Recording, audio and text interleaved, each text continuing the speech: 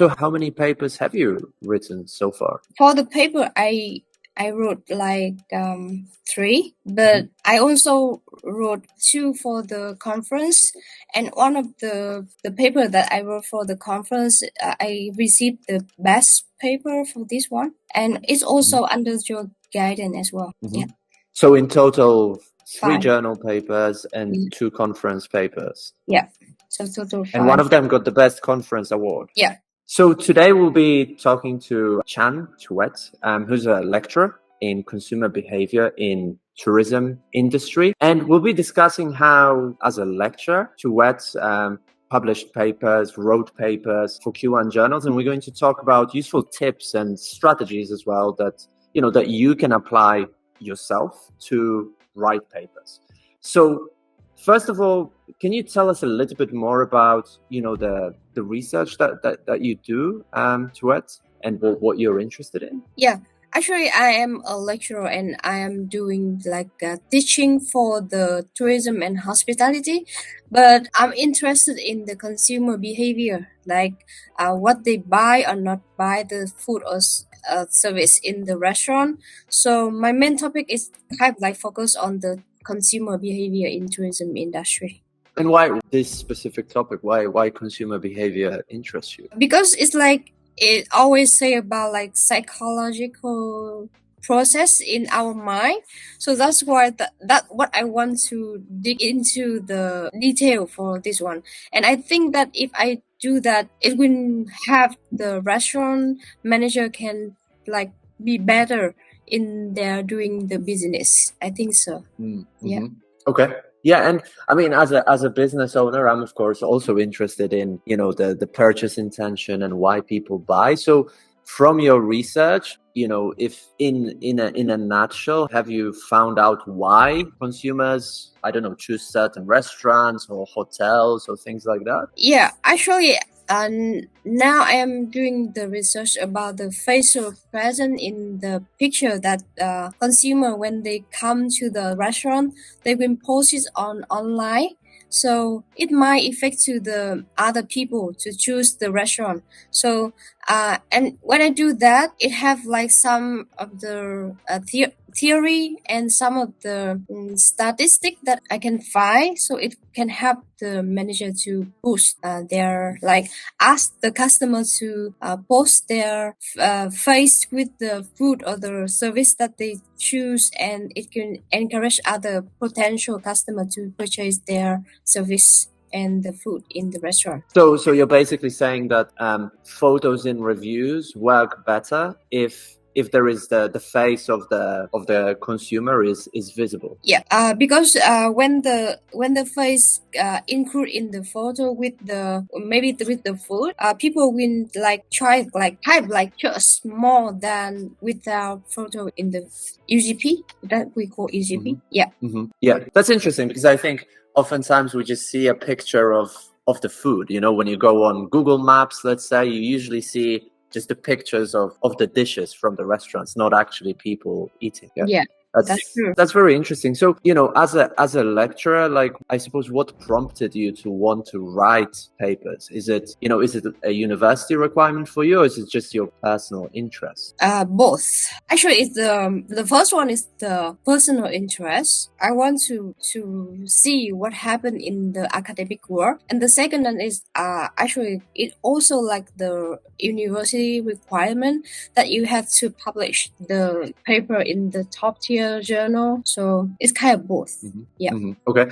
And because I imagine that as a lecturer you have to teach a lot, right? Yeah. So was that a challenge, like combining your teaching load with actually then writing papers and doing research? Yeah, because like as a lecturer we have to teach a lot of classes, and we also have to spend a lot of time in doing research. It will be like very tired, so it's really challenge for me if like I have to do both. And otherwise it's like we have family as well, so it's like the balance between the work and the life is really difficult for me. Yeah. Got it. So I think, you've joined the program about a year ago. Like, can you take us back to kind of what were some of the challenges or issues that you were facing at that time, when it comes to writing papers? Yeah. Actually, I have like 4 big problem before I joined your program. The first one is it hard to find the research gap. The second one is like normally I just read a lot, but I didn't write. And the third one is like when I write, the language is really not really good. And the last one is like I don't know how to structure the paper. It's like I read, but I didn't like really care about like how other paper or other researcher they wrote. I just like read but not write or care about it before I joined your program. Yeah, and I think I remember initially we started working on the research gap and finding topics. So what are some of the strategies, I suppose, that you learned that you could share with other people that helped you to find research topics and research gaps? When I joined your program, you guide me a lot about how to search for the research gap. First of all, we have to read maybe like 10 or maybe like 20 papers, and we have to look at the specific part that we easy to find the research gap, like maybe like introduction, the aim, and maybe like the limitation of the conclusion or something like that. So it's easy for me to look at the research gap. And you provide a lot of like the document that I can fill in. After I fill in the document that you provided, I can easily to find the research gap. Maybe like you also like distinguish like 3 or 2 different type of the research gap. For example, like the gap that is from the important to the society or something like that. So it's easy for me to follow your structure. So how many sort of research gaps or topics have you been able to find? I think around like 3. Yeah, the first one is like maybe one of this one is the lack of the study, or the second one is insufficient study, or maybe like the result can be like contradict, and the last one is maybe it's like the place or something like that. Being able now to find research gap, right? That you have like a process to find them. How do you think that will help you in the future as well as a lecturer or a researcher? Maybe it's like it will save the time for me to find the research gap in the future research. Yeah. And it may be like the gap will be like really good to public in the top tier journal as well. Yeah. And then you mentioned that some other issues as well were like structuring the paper, expressing your research ideas, in scientific language. So what have we done, or what was the process like for you to deal with these challenges? Yeah. First of all, you before I joined your program, I don't know how to structure like each part of the paper.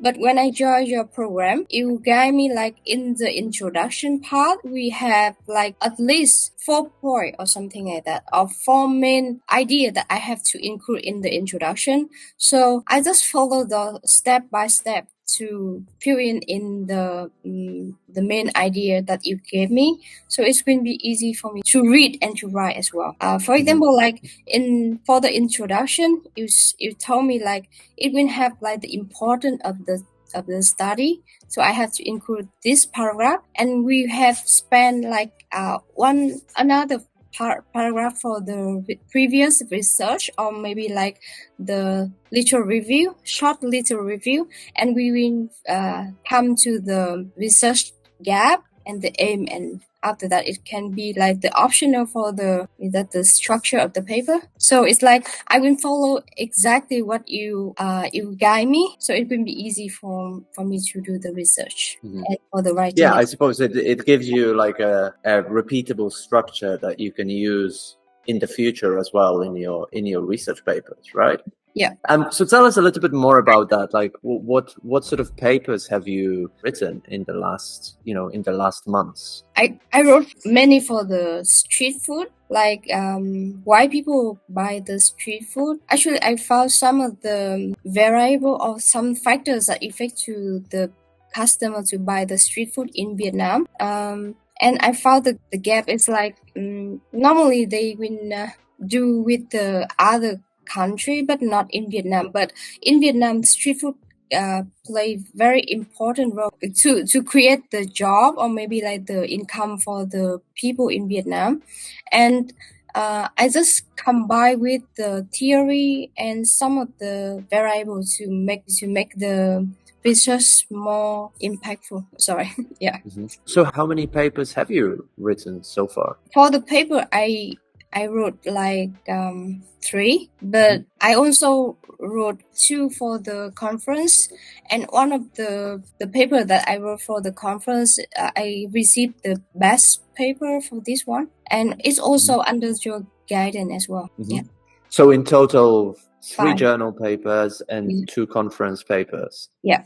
So total 5. And one of them got the best conference award. Yeah, and one of my paper now is under revision because I get the minor revision from the journal and it's Q2. Yeah. Nice. Tell us more a bit about that award. I'm curious. What happened with the conference award? Normally, when I write the conference or maybe the paper, I didn't know exactly what I write, but when I come to your program, I ask you like step by step, and after that, I send it to the conference, and they just say that wow, your writing is really good, and even though I didn't connect to collect the data, I just only type like the proposal, but they just say, wow, your research is really good, so you received the best paper for the conference. Yeah. Nice. And that was even before you collected the data. Yeah. And I also I have to present in the conference as well.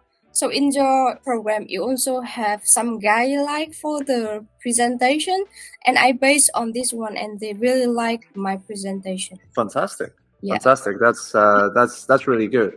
For you, sort of personally, what is the biggest lesson? What is the biggest thing that you've learned from the last few months on the program? For me, the biggest lesson when I joined your program is like the first one, time management and plan before I write or before I read. The second one is like I follow like exactly your instruction. So I will save the time and I do without stress. That's the 2 biggest lesson that I learned from you. Yeah, because I suppose, while teaching and then having a family, to be writing papers and doing that without stress, that is a big achievement. So you mentioned that you have to teach a lot and then do research on top of that, and you have a family as well and children. So how did you deal with time management, or what was the big challenge with time management? The big challenge for me is about the time management. I didn't put anything in the plan. I just do I just want to do, and I didn't set up the time for doing specific thing.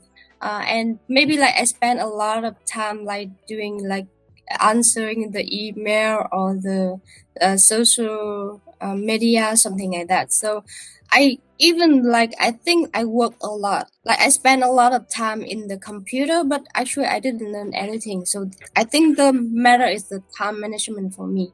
So after I join your program, I start to plan exactly what time that I read, what exactly the time that I write. So it's going to be more effective for me in terms of time management. Yeah.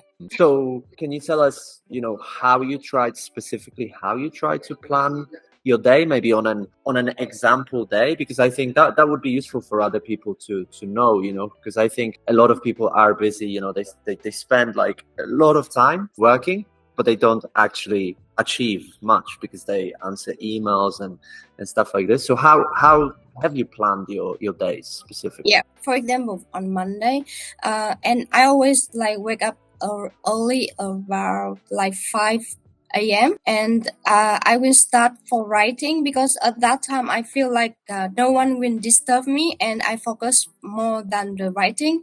And I write maybe like 1 hour and a half, and after that I stop because I have to take care of my children. And I start another time for like from 8 to 10. This one is for the reading. And after that, I will spend like 2 hours for the lecture, or maybe for preparing for editing for the school. And it includes for the answering the email or the social media as well. And in the afternoon, I do for the plan for the book that I try. I read, and I after read I will take note like maybe for 15 or 30 minutes. And after that I do for the university work, maybe like checking with email, or like do really like administrative for the work in the university. And after that, like in the afternoon, I spend like around 2 hours to read the book, because normally when we do like the research for the consumer behavior, it's a lot of the book for the psychology that if I read, it will ask for my theory or something like that. So almost like reading, writing, and reading and researching or something like that. And for other people, they always like spend 2 or 3 days for reading. But for me, it's like, because on the morning, it will be like the more focus for me. So that's why I spend this time for the writing, and the rest I just read. Yeah, and I think that's a really important tip, to find that space, that time where you can sit down and write for an hour or an hour and a half uninterrupted, because very often during the day, or you're in your office and there are a lot of interruptions, and you've got to have that quiet moment where you can actually put your thoughts down on paper. And if you can do it with your teaching load and taking care of your family, and you can find that time, if you're watching this and you're not writing, you should find time to write as well. It is possible. Yeah. So what would you say to people, I suppose, in your situation that you were in the past, who maybe are lecturers or junior researchers, and they want to write more papers, but maybe they struggle with time management, they struggle with structuring the papers? What would you say to them? What would be your biggest advice to those people? Just join your program. Because you and like the coaching in your program is really excellent, really helpful, and really like willing to help. And so people can like easy to achieve their goal if they join your program. Now, if you're looking for more help with writing research papers and publishing them in Q1 journals, well, at Academic English Now, this is exactly what we specialize in. So I'd encourage you to book a completely free one-to-one consultation with our expert advisors, where we can dive deeper into the exact challenges that you have when it comes to writing research papers for top journals in your field. We can outline your goals to really see if and how we might be able to help you. And the link to book that free consultation is right below this video.